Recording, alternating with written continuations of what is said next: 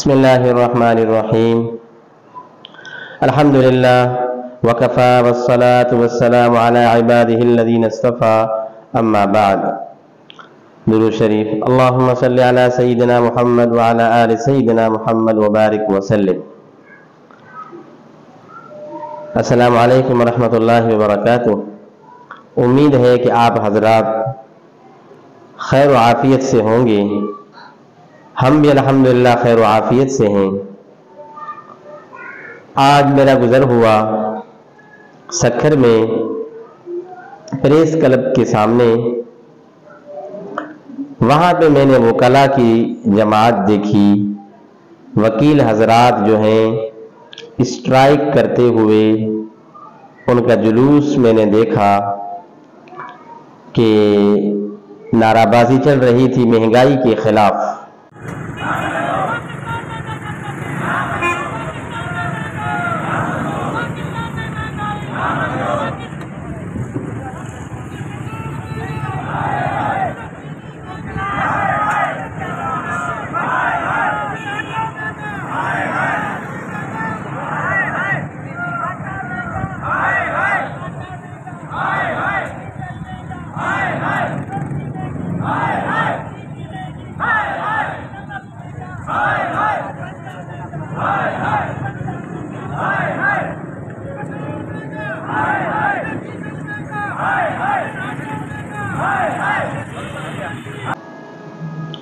اور کافی لوگوں کو پریشان دیکھا، ہر قسم کی نا امیدی اور مایوسی ان کے چہروں سے، ان کی آوازوں سے ظاہر ہو رہی تھی۔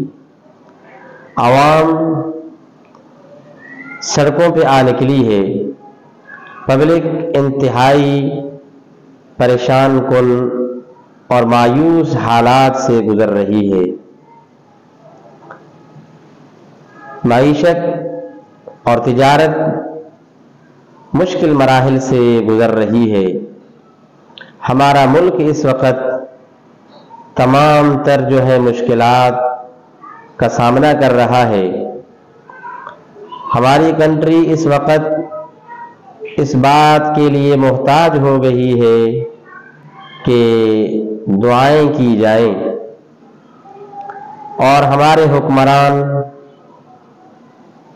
ان کی مسلسل بے توجہی ہے، اور ان کے دلوں میں ایسا لگتا ہے کہ احساس کم ہو گیا ہے عوام کے لیے کہ کسی قسم کا کوئی ریلیف ان کو نہیں دیا جا رہا ہے۔ تمام تر ضرورت زندگی کی جو اشیاء ہیں وہ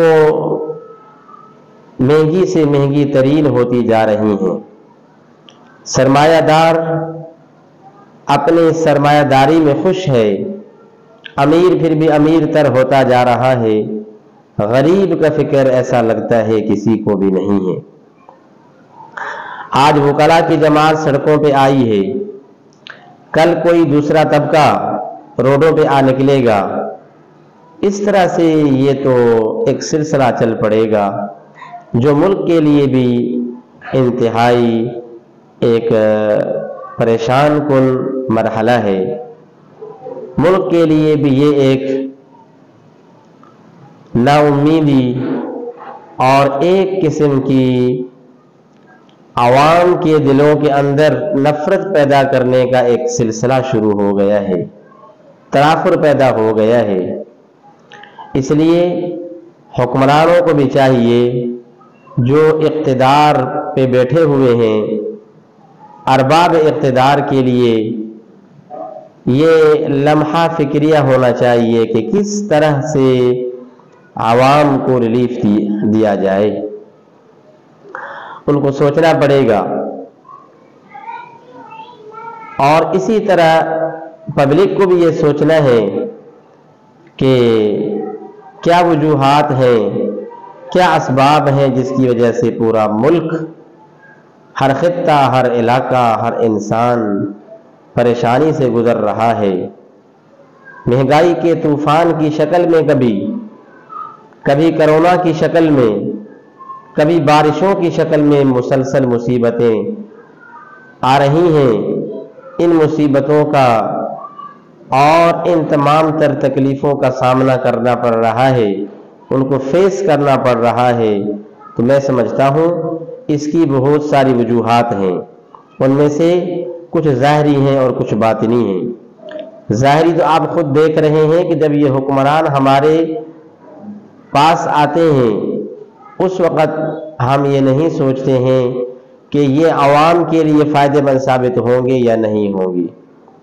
ووٹ تو ہم ان کو دے دیتے ہیں، لیکن سوچتے نہیں کہ یہ ہمارے لیے بہتر ثابت ہوں گے یا نہیں ہوں گے۔ یہ ظاہری ہمارے جو فیصلے ہیں وہ غلط ثابت ہوتے ہیں۔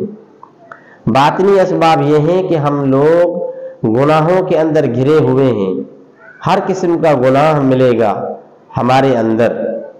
کیا سود ہمارے ملک کے اندر نہیں چل رہا ہے؟ کیا زنا کا دروازہ چوپٹ کھلا ہوا نہیں ہے؟ کیا قتل گیری، قتل و غارت ہمارے ملک کے اندر عام نہیں ہو چکا ہے؟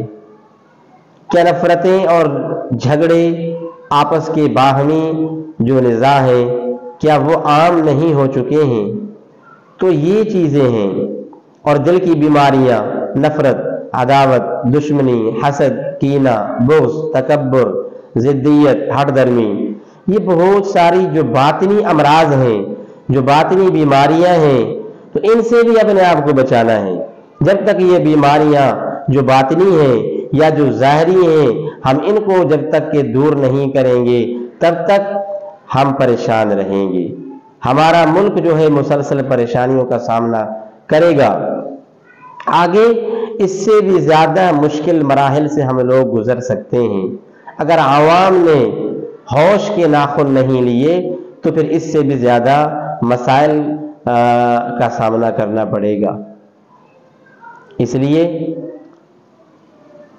ہمیں چاہیے کہ اتفاق اور اتحاد سے، یکجہتی سے، استقامت کے ساتھ ایسے لوگوں کو سپورٹ کریں جو آگے چل کر کے اپنے خطے کے لیے، اپنے علاقے کے لیے، اپنے شہر بستی کے لیے، اپنے صوبے کے لیے، اپنے ملک کے لیے جو آگے اسمبلی میں جا کر کے فائدہ مند ثابت ہوں، جو عوام کو ریلیف دیں، جو پاکستان کے خیر خواہ اور ہمدرد ہوں، جو دین، دنیا اور مذہب کے خیر خواہ ہوں، تو ایسے لوگوں کو آگے کرنا چاہیے۔